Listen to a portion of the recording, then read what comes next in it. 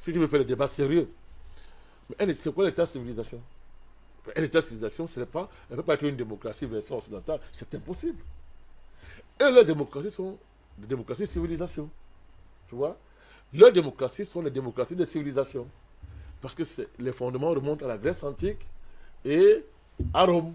Et on voit les traits ont été tellement développés au point de devenir des traits impérialistes. Mais quand vous analysez profondément le comportement des États impérialistes occidentaux aujourd'hui, démocratiques, ils ont raison de dire que c'est la démocratie. Hein. Mais quand vous allez voir la démocratie en Grèce et à Rome, vous comprenez de quoi est-ce qu'on parle. Ce sont des criminocraties. Vous comprenez de quoi est-ce qu'on parle. Et un pareil modèle ne peut pas marcher avec nous. Donc il faut réinventer l'État-civilisation du XXIe siècle. Et c'est en Afrique que l'État est né. Vous lisez Chantal Diop, il vous donne les différentes formes d'État dans l'histoire. Et comment ces États ont émergé. Et il vous classe l'État africain, il dit le modèle, le MPA, l'État MPA, c'est l'État africain. Mode de production asiatique, entre guillemets. Mode de production africain. Il te montre, n'est-ce pas, comment l'État africain est né et il a démontré que dans l'histoire, c'est l'État le plus stable en termes de durée. Et que les empires qui ont suivi ont copié, n'est-ce pas, les structures, le concept de l'État MPA, l'État africain, mode de production africain. Donc, l'État MPA a inspiré les empires, mais qui était déjà en soi une dégénérescence de l'État MPA. Mais regardez comment ils ont duré, quand même. Vous prenez Rome et les autres. L'Iran est un peu le dernier héritier, entre guillemets, n'est-ce pas, de ce type d'État. Sauf que là-bas, le modèle, la façade religieuse a créé l'État. Mais quand on étudie la structure de l'État iranien, n'est-ce pas, ça renvoie à l'État MPA. Voilà pourquoi c'est difficile de renverser l'État iranien. C'est difficile de le renverser. Parce que ces sous-bassements, n'est-ce pas, ces sous-bassements sont civilisationnels, dans une certaine mesure. Mais quand vous regardez tout ça, vous comparez avec ce que vous voyez en Afrique aujourd'hui. Mais vous vous suicidez. Hein. Ça fait pleurer. Heureusement qu'il y a le panafricanisme. Heureusement. Heureusement. Donc, les Africains ont toutes les bases pour créer leur démocratie. J'ai dit créer une démocratie. Créer une démocratie. Mais la démocratisation, là, qui s'inscrit dans le projet de civilisation. C'est-à-dire que civilisateur occidental, inacceptable. Je dis bien, ça ne marchera jamais. Pour les raisons que je viens de vous indiquer. Des contradictions, ça ne va pas marcher. Parce que vous ne pouvez pas venir imposer une démocratie dans des pays et vous cacher ce qui fait la matrice de la démocratie, sa base matérielle, sa base civilisationnelle. Ça ne peut pas marcher en Afrique. C'est un défi qu'il faut relever et on va le relever. Parce que les Africains n'auront pas de choix. Et quand je parle de l'État, ça pose la question du pouvoir en Afrique. Le pouvoir, c'est quoi? Et là, on est au cœur de la politique. On est au cœur de l'idée de la politique. L'idée de la politique. Et là encore, on peut pleurer. N'importe qui s'appelle homme politique en Afrique, mais ça peut pleurer. C'est pas possible ça. Tout le monde n'est pas un homme politique. On n'appelle pas n'importe qui politicien. Attention, un technocrate n'est pas un politicien, même s'il fait 100 ans en politique, il n'est pas un politicien. Alors regardez l'exemple majeur, c'est Ouattara. C'est une catastrophe. Les administrateurs civils ne sont pas des hommes politiques. Surtout quand c'est un administrateur civil d'État néocoloniaux. Ce ne sont pas des hommes politiques. Non, non, non, non, non, non, non. Je dis même s'ils changent, ils évoluent, ils mûrissent, il y a un niveau, ils seront bloqués. On ne s'improvise pas en politique. Lisez l'histoire de l'Afrique. Allez voir comment la figure du politique émerge en Afrique. Comment il y a une société non politique apparaît en Afrique. Allez l'histoire de l'Afrique. Allez voir les royautés africaines. Vous allez voir la pertinence et la profondeur de l'idée du pouvoir. Pouvoir. Mais regardez l'Afrique aujourd'hui, depuis, si on prend seulement les dernières 70 ans, mais tous les États africains sont des créations non africaines. Bon sang. Il est impossible dans de telles conditions qu'il y ait le moins de progrès, le moins de développement. C'est impossible. Bon, quelles sont nos références? Achille Mbembe.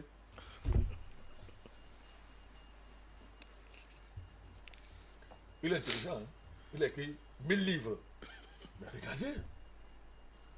C'est-à-dire que quand on est dans un continent et que les intellectuels, y compris celui qu'on présente comme l'un des plus brillants, et oui, aille dans un sommeil comateux, recense les problèmes de l'Afrique, va livrer ça à un chef d'État étranger, Macron.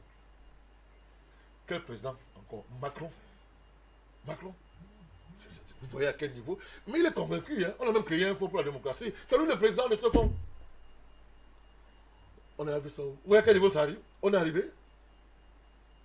Donc, je suis en train de vous dire que l'idée du pouvoir, il y a très peu d'hommes politiques en Afrique. Quand vous voyez ça, mais quand vous regardez la noblesse de la politique, telle que l'Afrique l'a conçue à un moment donné, oh, bon, c'était pas parfait, hein? Je ne suis pas celui qui est parti, qui rêve une Afrique idéale, c'est pas dans ça. Mais c'était une noblesse profonde. Le pouvoir est quelque chose de sacré, le pouvoir. Parce qu'il est question qu'on te confie, mon cher Wafo, d'une certaine manière, le destin des gens.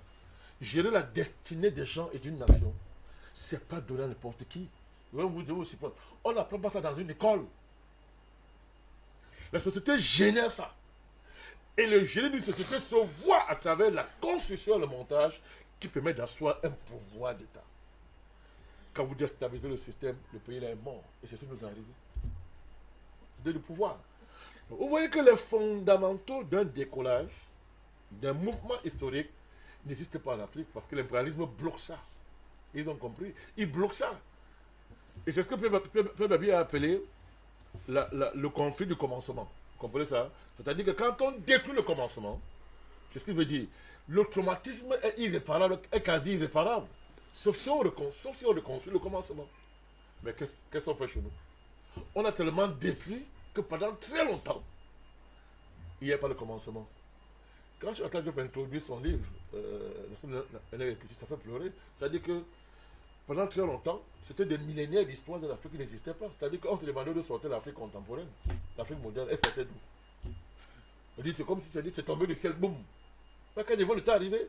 Et la science coloniale, la science a corroboré ça en élevant au niveau d'un concept scientifique opératoire la négation de l'histoire de l'Afrique. Ouais, à quel niveau on est arrivé?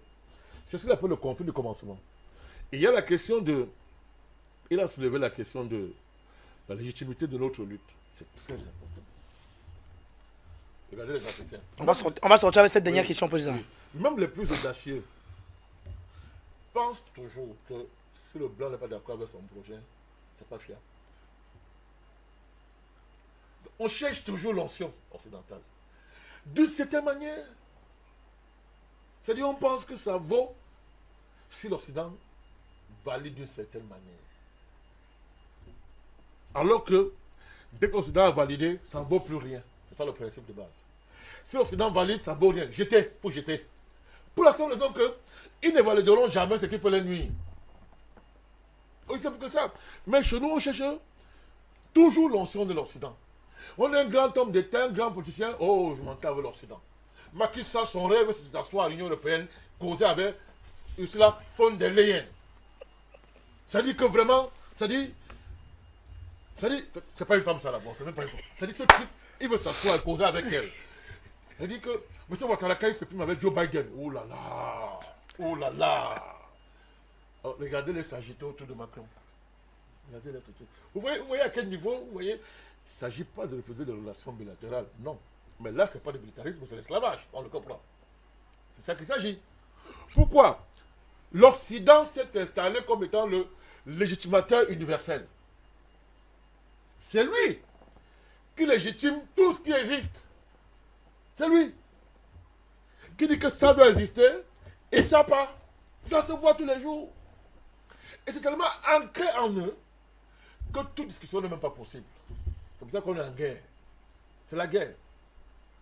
Peu importe les moyens de la faire, mais c'est la guerre. Parce qu'il n'y a aucune discussion possible avec l'Occident. Parce qu'il c'est Dieu. Il s'est installé à la place de Dieu, du vrai Dieu. Il est Dieu. C'est lui qui décide ce qui doit exister ou pas.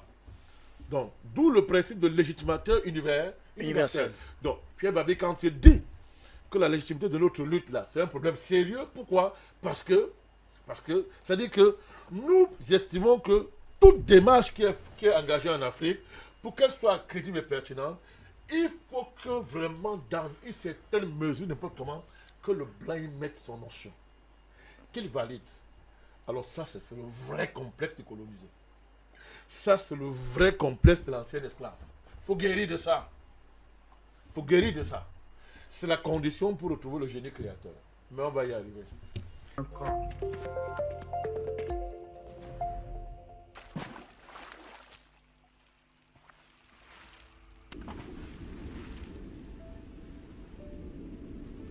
Afrique Média. Le monde, c'est nous.